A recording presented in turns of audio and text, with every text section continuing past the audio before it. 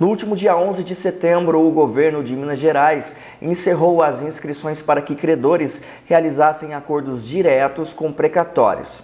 Mas o que são precatórios? E para responder essas questões e outras perguntas, nós conversamos com Pedro Corino, ele que é professor do EBRAD e um dos maiores especialistas em precatórios no Brasil. Pedro, seja bem-vindo ao Jornal TV Sul, tudo bem?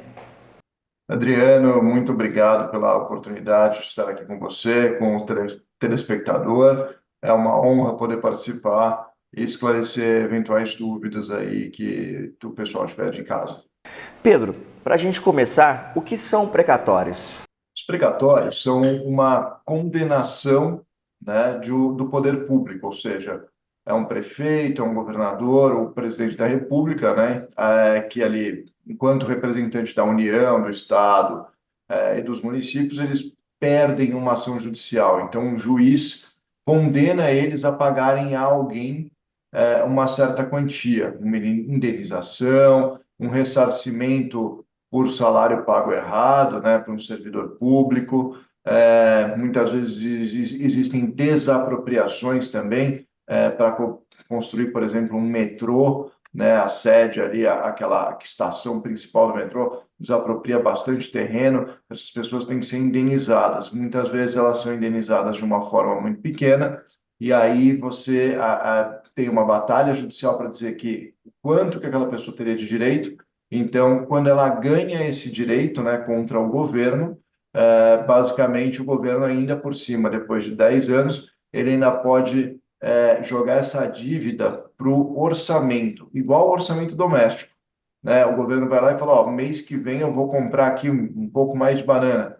No caso, o governo, o orçamento é do ano, e aí o precatório, então, é essa condenação judicial que eu acabei de explicar, jogada no orçamento. No ano que vem eu vou te pagar, então, aqui esses seus 100 mil, esses seus 20 mil, ou valores maiores às vezes. Bom, Pedro, e em que situações que a pessoa normalmente pode receber precatórios?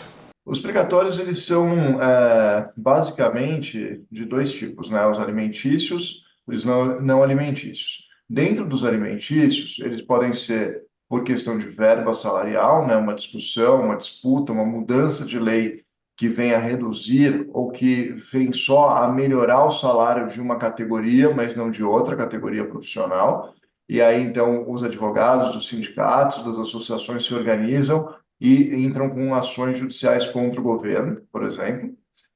Podem ser previdenciárias, então o aposentado não se aposenta pelo teto, mas ele teria direito de se aposentar pelo teto. A análise da aposentadoria dele feita pelo INSS no primeiro momento estava errada. Então você recorre ao Poder Judiciário para fazer essa mudança, né? Então esses dois tipos são alimentícios. Os não alimentícios têm diversos tipos, né? Então desde a desapropriação, como eu comentei para vocês, como por exemplo, às vezes o governo contrata alguém e não paga, né? Imagina, você faz uma obra lá, constrói uma rodovia e não recebe por isso. Você tem lá, sei lá, centenas, milhares de funcionários que precisam receber e o governo não te paga por qualquer razão, seja ela certa ou errada. Você tem direito a receber uma indenização por isso, ressarcir o valor e receber o valor da obra que você entregou. Então, isso também pode virar um precatório, né? Então, você tem indenizações, um carro da polícia está perseguindo um bandido, bate no seu carro tem que ser indenizado.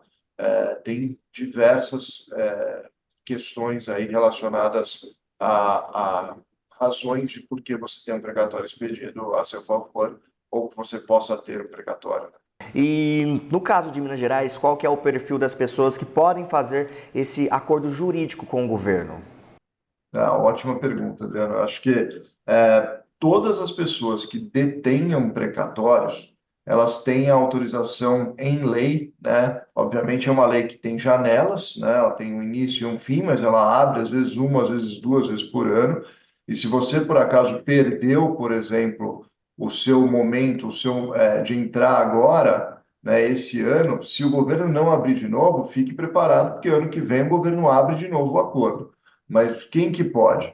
O autor da ação, ou seja, aquele que teve o direito prejudicado, O herdeiro do autor da ação também pode, muitas vezes acontece do processo demorar tanto tempo que a pessoa venha a falecer. Os herdeiros também podem pedir o acordo, tá? O acordo basicamente vai tirar o precatório da fila, do atraso todo.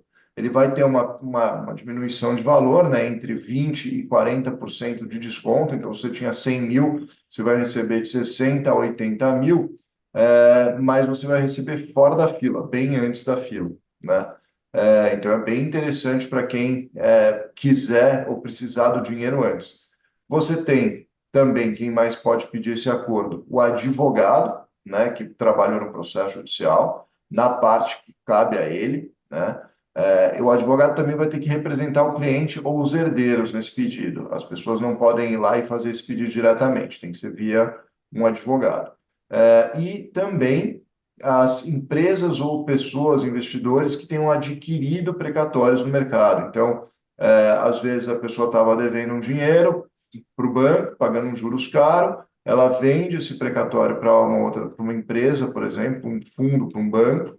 Esse banco também pode pleitear o acordo. A lei de Minas, que foi uma das primeiras legislações nessa área no Brasil, ela é bastante ampla em aceitar praticamente todas essas pessoas, né, para fazer o acordo, que é muito bom para o governo, né? O governo consegue pagar muito mais precatório com muito menos dinheiro, é muito inteligente. Certo, Pedro, e a pessoa recebe o valor devido naquele momento ou o pagamento dessa dívida que o governo possui é paga depois? Qual que é o tempo máximo que o governo pode demorar para pagar? Ótima pergunta também, Adriano. É, Basicamente, quando você propõe um acordo, o que que a procuradoria vai fazer junto do tribunal, né? Em Minas, o acordo é proposto perante o Tribunal de Justiça. Em outros estados, o acordo é proposto perante a procuradoria, ou seja, perante quem defende o próprio governo. Tanto em Minas, isso é muito melhor, que você tem aí uma série de cidades que acabam usando da estrutura do tribunal e que, se assim não fossem, talvez não pudessem propor os acordos de precatórios municipais, que também agregam, né, junto ao Tribunal de Minas e nesse trabalho aí de antecipar os valores. Basicamente, quanto tempo demora? O tribunal, junto da procuradoria, vai analisar se o caso realmente está todo redondo, se ele foi correta a expedição do precatório, vão atualizar o valor do precatório, vão ver quem tem mais prioridade, porque tem um limite, né, de valor. Ele vai pagar ali, por exemplo, 100 milhões por abertura de acordo, né? O Estado do Estado de Minas Gerais vai pagar 100 milhões de reais nesse último acordo, ou seja, ele vai conseguir quitar mais ou menos 140 milhões de reais em dívidas, tá? E aí vamos dizer que tem um pedido 145 milhões. Quem pediu por último vai ficar de fora, né? Então, por isso que é importante você que está assistindo a gente aqui, você ser o primeiro a pedir no próximo acordo, né? E aí, basicamente, esse tempo, usualmente entre 3 e 6 meses, depois que o pedido de acordo é feito, as pessoas já recebem os pagamentos.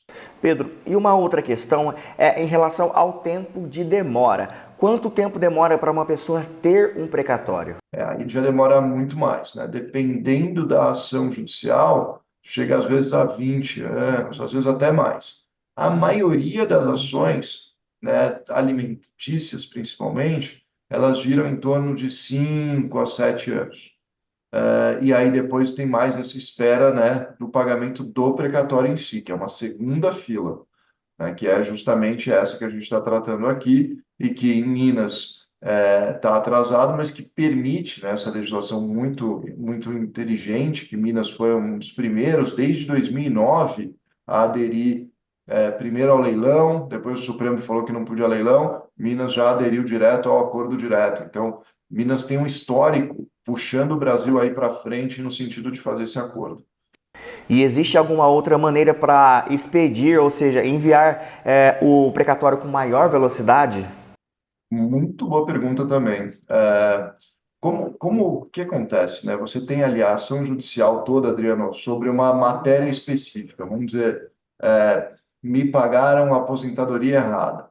Aí a pessoa vai lá e procura um advogado, né, que entenda de previdenciário, que é a aposentadoria justamente. Essa pessoa, uma vez, esse advogado, uma vez que ganhou a ação, ele usualmente fica um pouquinho perdido. Ele não entende de precatório em si. Precatório vai ser cálculo matemático, né, de somar e de entender quanto que ele tem direito a receber, e estratégia processual. Então, quando você tem uma ação judicial ganha, vale muito a pena procurar um profissional, né, que trabalhe com precatório especificamente para buscar a expedição do precatório o mais rápido possível. Porque muitas vezes você ganha em 4 anos, e eu falei 5 a 6 de propósito, você ganha a sessão em 4 anos e demora 2 anos para conseguir ter o seu precatório expedido. Se você agir muito corretamente, entre 6 meses e um ano, você economiza pelo menos aí um ano e meio de tempo para expedir o precatório. Uma vez que o precatório expede, você não consegue passar o seu precatório inteiro na frente. Você só consegue fazer esse desconto, né, o acordo direto, e aí você passa na frente dos outros que não quiseram abrir mão de um pedaço do benefício. E Pedro, devido a essa demora, é possível que a pessoa perca o precatório devido a esse tempo de demora, esse tempo de espera? Outra excelente pergunta. Se o seu precatório estiver simplesmente atrasado e não for pago, você não perde ele, tá? Mas vale a pena dividir essa pergunta em outras respostas aqui. Então, primeira resposta: se o precatório está simplesmente demorando para pagar, você não perde ele, mas vale a pena fazer um acompanhamento, ainda que todo ano ou todo semestre, para verificar, né, como é que anda a fase de pagamento.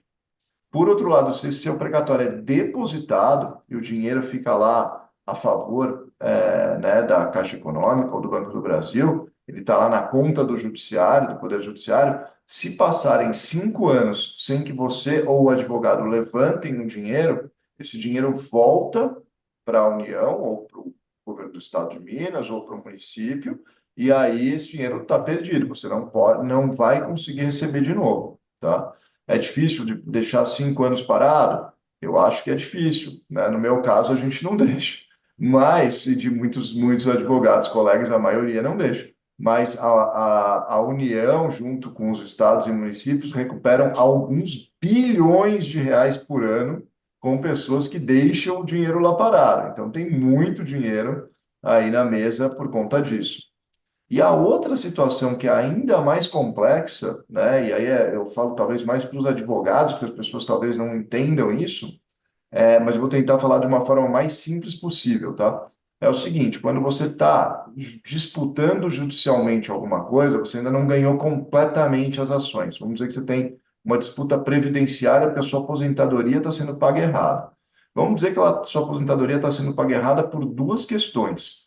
Uma delas, você ganha relativamente rápido e fácil, porque o Supremo já declarou que a vitória é sua. Aí, a outra delas, o seu advogado ainda está disputando, só que ele não pede a expedição daquele primeiro precatório. E entre uma discussão e a que você já ganhou, passaram 5 anos. Você perde o direito do primeiro benefício também, você deveria ter pedido precatório. Então, essa é uma dica aqui que a gente dá importantíssima, né, para todo mundo que estiver assistindo, importantíssima para que não se perca mais dinheiro, porque é muito dinheiro perdido em favor aí, dos governos e que saem dos bolsos das pessoas por conta desse tipo de erro. Ou seja, a sua pergunta aqui, mais uma vez, extremamente pertinente, Adriano. Muito obrigado pela oportunidade de responder. Tá ok, Pedro. E teria mais algum ponto que você gostaria de destacar aqui? Bom, eu acho que só mais uma vez aqui colocando pontualmente que o estado de Minas e diversos municípios, né, do estado, Alfenas, Araxá, Belo Horizonte, Belo Oriente, Maruaé, Passos, Pouso Alegre, tem vários, né, Sete Lagoas, Uberaba, Uberlândia, enfim. Contagem, eu não vou lembrar todos agora de cor, mas tem muitos municípios que abrem essa oportunidade também para que você possa antecipar o seu precatório. A melhor coisa que o titular do precatório pode fazer quando tem essas grandes demoras é justamente buscar esse acordo direto. E Minas vem puxando aí o Brasil há 16 anos nessa questão, mostrando que vale a pena pagar os precatórios, porque é justo, você coloca dinheiro na economia, você coloca dinheiro na mão das pessoas que elas precisam comer, inclusive. E então eu queria deixar aqui os parabéns para os mineiros todos, porque o Brasil acaba se inspirando em vocês aí nisso também. Tá ok, Pedro, muito obrigado pela sua participação e por esclarecer essas perguntas e outras dúvidas. Muito obrigado, Adriano. Um abraço grande a todos.